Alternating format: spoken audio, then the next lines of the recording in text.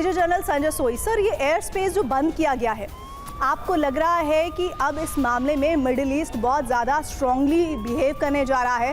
और कल सिर्फ आज तो कतर का स्टेटमेंट आया है, आने वाले वक्त में मिडिल ईस्ट अगर खिलाफ हो पूरी तरह से ईरान से तो कोई ज़्यादा ताज्जुब करने वाली बात नहीं होगी। मेरे से सवाल? जी सर। हाँ, तो बेसिकली इसमें कोई शक नहीं है, क्योंकि जैसे कि मैंने पहले भी कहा और बाकी स्पीकर से भी कहा कि अगर किसी देश की सीमा के अंदर हमला किया जाता है तो उस देश को भी उनके नेताओं को जस्टिफाई करना, हमारी जनता को, कि भैया वो हमारे पर हमला कर रहे हैं, सवाल करेंगे उनके अपोजिशन वाले, उनकी जनता, उनकी मीडिया के आप क्या कर रहे हो, आपने क्या किया हमारे देश के अंदर, वो आके हमला करके चले गए और हम कोई भी बातचीत नहीं कर रहे। तो लेकिन देखा जाए इनके पास ताकत कितनी है, कतार के पास इतनी बड़ी ताकत नहीं है जो खुद लड़ सके ईरान के साथ। इसी प्रकार से यूएई और बाकी देशों के पास ताकत नहीं, ये सब अमेरिका की जो बेसिस हैं उनके ऊपर काफ़ी हद तक डिपेंडेंट है अपनी सुरक्षा के लिए।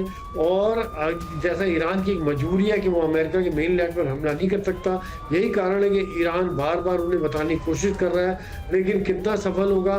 क्या अमेरिका इन देशों को फोर्स करेगा? चाहे आप थोड़ा ही फोर्स दो, चाहे 2-4 एयरक्राफ्ट ही दो, लेकिन आप हमारे साथ जुड़ के लड़ो ईरान के साथ, क्योंकि फिर एक मैसेज होता है बाकी मिडिल ईस्ट के देशों के लिए कि ये देश भी हमारे साथ मिलकर लड़ रहे। कोलिशन फोर्स जैसे इराक के खिलाफ अमेरिका ने बनाई थी, इस तरह की फोर्स बनाने की अमेरिका कोशिश करेगा कि वो अकेला ना लड़े। लेकिन क्या ये देश खाली बुराई करेंगे और भर्त्सना करेंगे या साथ में अमेरिका के जुड़ेंगे? ये एक बहुत बड़ा सवाल खड़ा हो जाए, क्योंकि आखिर इन्होंने रहना वही है। दूसरी बात, जो यहाँ क्यों अटैक किया गया, कतार वहाँ से तकरीबन 150-200 किलोमीटर दूर है। ईरान के शॉर्ट रेंज और मीडियम रेंज में मिसाइल भी यहाँ पहुँच सकते हैं। इसराइल के उनको लॉन्ग रेंज मिसाइल और बड़ी हाईटेक मिसाइल चाहिए, यहाँ उनके छोटे छोटे मिसाइल्स भी आ सकते हैं। यही कारण है कि अमेरिका ने इस बेस को खाली कर दिया था, क्योंकि ईरान के पास इस संख्या के बहुत बड़ी संख्या में मिसाइल हैं और जिसके द्वारा उनका खतरा काफ़ी हो सकता था, काफ़ी बड़ी संख्या में हो सकता था। अभी भी जैसे अटैक हुआ है तो कुछ मिसाइल अभी भी गिरने में सक्षम हुए हैं, जो सिविल इलाके में गिरे हैं या तो मनीष, मैं एक सवाल आपसे पूछना चाहती हूँ, बहुत इंपॉर्टेंट है। देखिए, हालांकि मौजूदा दौर में इस वक्त जिस तरह का वॉर छिड़ा हुआ है, युद्ध नीति की बात करना बेमाना सा लगता है, लेकिन उस बात पर मैं आऊं उससे पहले एक बड़ी खबर, इजरायली सेना का बड़ा बयान, तेहरान पर सबसे बड़ा हमला किया गया है और कुछ देर पहले ये हमला किया गया है। देखिए, ये बड़ी खबर आ रही है, इजराइल ने भी अब सेना की तरफ से बड़ा बयान दे दिया है। इजराइल ये बताना चाह रहा है कि अगर आप उन देशों पर अटैक करेंगे जहां पर अमेरिका के बेसिस हैं, तो देखिए हम अमेरिका के साथ हैं, हम भी आपको तेहरान के जरिए किस तरह से परेशान करेंगे।